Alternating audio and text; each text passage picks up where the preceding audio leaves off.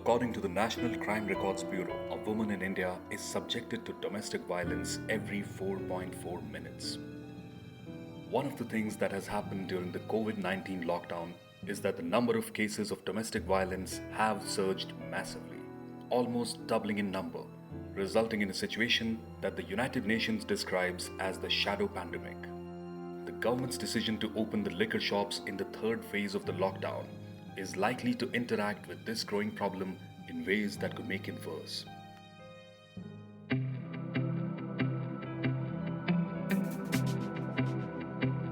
Hey everyone, welcome to Change Begins, the weekly COVID podcast with me, Mahim, where we bring you up to speed with this week's stories of change driven by citizens, along with an analysis by subject experts who delve deeper into the issue at hand. Continuing with our lockdown series, this week we'll be talking about something that exists widely. Everyone knows about it, but it's conveniently brushed under the carpet all the time. That's right. We're talking about domestic violence and the impact of the COVID lockdown on it. Joining us on this episode are four women from different walks of life who are contributing to this conversation. We have Rekha Sharma, Chairperson of the National Women's Commission, Senior Indian Police Service Officer Anuradha Shankar, women's rights activist Rituparna Chatterjee, and Meru Vashisht, who's come up with an innovative idea for victims to report domestic violence. Now, let's start with trying to understand the gravity of the situation by first talking to Rituparna, who's an independent journalist, workplace sexual harassment prevention activist, and Me Too campaigner. Hi Rituparna, great to have you here. Thank you for inviting me. So there is this sense that incidents of domestic violence have really increased during the lockdown. What do you think? And could you help us look at the scale of the problem? This is what activists around the world call the shadow pandemic. Domestic violence is definitely on the rise in India. I have some figures in front of me. In early April, the National Commission for Women said that of the 587 complaints they received between March 23rd and April 16, 239 were of domestic violence. There were 123 cases of domestic violence recorded just between February 27 and March 22. So we are looking at a terrible situation. The UN Population Fund estimates that globally at least 15 million cases of domestic violence are going to be recorded this year. Wow, those are worrying numbers. But also, besides the obvious fact that women are trapped in with their tormentors in these times, how would you say that the lockdown makes it more challenging for victims of domestic abuse? Right. Right now, millions of individuals are locked in with their abusers. So what we have to understand is with violent partners, children with abusive parents, queer individuals who are living in hostile homes are also, counted among the people who are facing this right now. We have to assume that not everyone has privacy or financial security or the access to technology needed to escape this. There are domestic violence helplines working, but given the pandemic, the physical distancing from or removal of a victim from a hostile home is also a process that is under tremendous strain now.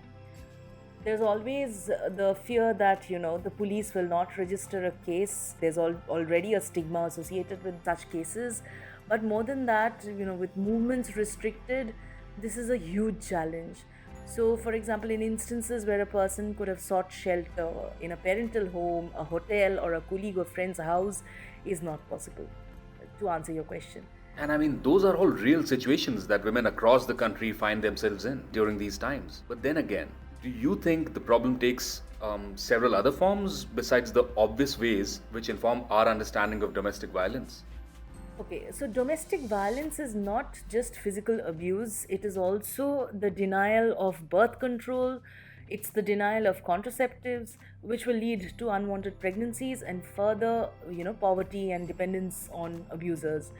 It consists of mental abuse and harassment.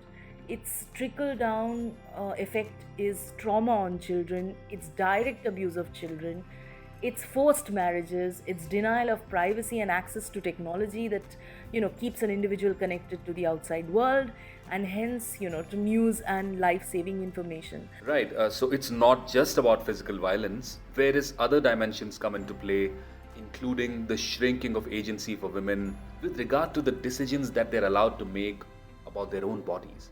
Let's now go to Rekha Sharma, who's the chairperson of the National Commission for Women, a constitutional body, and get from her a sense of the problem. Hello, Ms. Sharma. Welcome to the podcast. Hello, everyone, and thank you for making me part of Change Begins. Now, ma'am, there is a huge surge in the number of domestic abuse complaints the NCW has been receiving during the lockdown. There are several reports on it as well. Is there a specific lockdown related response mechanism that the NCW has put in place? Yes, the number of complaints we have received online are more than what we used to receive earlier before the lockdown. But the number of complaints have increased because not only NCW is receiving, but the state commissions all over India, they are also receiving complaints on domestic violence.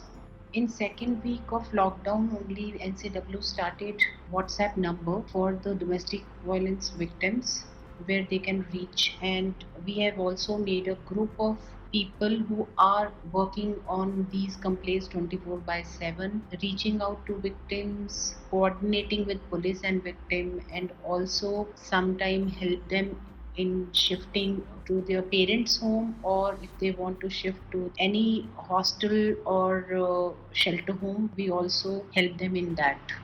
Right. And ma'am, if a situation does arise, what according to you should a victim of domestic violence do? I mean, what should be their first step? Firstly, I would say that victims have to talk about their problem. Mostly it's been seen that in domestic violence, people don't go out and ask for help. First thing is they need to reach to the police and dial 100 number. But if they can't reach, then they should talk to their neighbors. They can reach to some NGOs, they can reach to us, you can reach to state commissions, you can reach 181, which is a women helpline. In most of the states have got these helpline 181, so they can easily reach to them. Remember that you are not the culprit, you are the victim, and you must talk. So, those are some of the provisions laid out by the NCW and other state women's commissions to insulate women from this scourge that is domestic abuse. Now, one recent development that has come into effect only over the last couple of days is the sale of alcohol, which has been allowed by several state governments across the country. Now, how does that affect numerous families across the country who are confined in their homes? The World Health Organization says alcohol can be a contributing factor to domestic violence. It may increase the frequency and severity of violence and is more likely to result in injury. The WHO also says that alcohol reduces self-control and leaves people less capable of negotiating tensions within relationships. We are joined with Anuradha Shankar, who is the Additional Director General of Police in Madhya Pradesh. Ma'am, do you think the sale of alcohol will create more difficulties for women who are already dealing with domestic abuse during these times? One aspect of domestic violence is the presence of alcohol within the family. शराब की दुकानें जब खुलती हैं और पुरुष को अपने हाथ में शराब की बोतल मिलती है तो फिर वो दुनिया का महाराजा हो जाता है और वो बिल्कुल ही नहीं सोचता कि वो क्या कर रहा है और इसमें हिंसा की घटनाएं ज़्यादा बढ़ती हैं। मेरा ये मानना है कि शराबखोरी को रोक पाने से हम घरेलू हिंसा में बहुत कमी कर सकते हैं। So my suggestion is any district administration which has planned to open sale of alcohol must also have proper SOPs ready for protection of women and other vulnerable groups from domestic violence. That's an interesting point by Ms. Shankar about having a standard operating procedure in place for a more effective response to domestic violence situations that are caused by alcoholism. Talking of out-of-the-box thinking, let's talk to Meru Vashisht, who came up with a very interesting idea to combat this problem. She basically asks the Government of India to enable women across India to report domestic abuse using the government's flagship Arogya Setu app. Isn't that interesting? Hi Meru, how did you come up with this idea? And do you really think the Arogya Setu app could serve this purpose effectively? Hi, I'm Meru. My friend Arushi and I have started a change.org petition asking the Arogya Setu team to include an alert in their app for domestic abuse survivors. This petition started with the trigger of domestic abuse rising across the country and globally.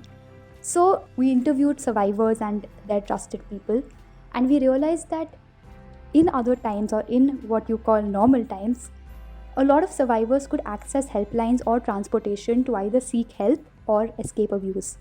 That is what is not happening today.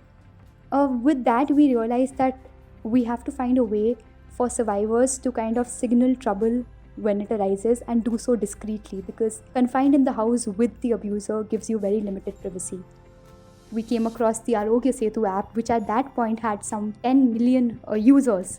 And the app was promoted by the Prime Minister himself, which means a lot, and was accepted by the people and was being downloaded at a very high rate. And then we studied the app and we realized that the app already has things that makes it very suitable for a possible alert for domestic abuse. It has a reach. Now the reach is of 8 crore Indians. 8 crore Indians, you can imagine how many domestic abuse survivors would be in the 8 crore Indians. Second, it has location tracking features with which somebody can actually go and find the house where the alert has been risen.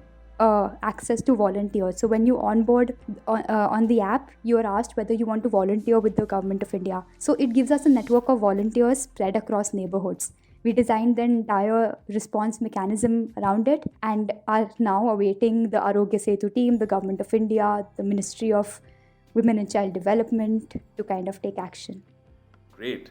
We really hope, Meru, that the government heeds your call and the Arogya Setu, which is a very popular app, becomes the latest vehicle to help women stand up against domestic abuse. In fact, Meru has started a campaign on change.org seeking support for her idea to combat domestic abuse.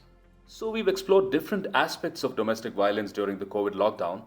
The availability of alcohol, which is a recent development, might just end up creating an enabling environment for such incidents to increase further. The NCW, women's bodies, and the police are doing their bit. But the question is, will it be enough to stop the rising tide of domestic abuse, especially during these literally constraining circumstances?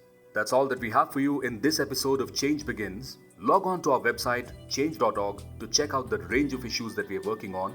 You can also find us on Facebook, Twitter, Instagram, and YouTube. If you have any comments or suggestions, do write to us. That's all for now. Thank you for listening.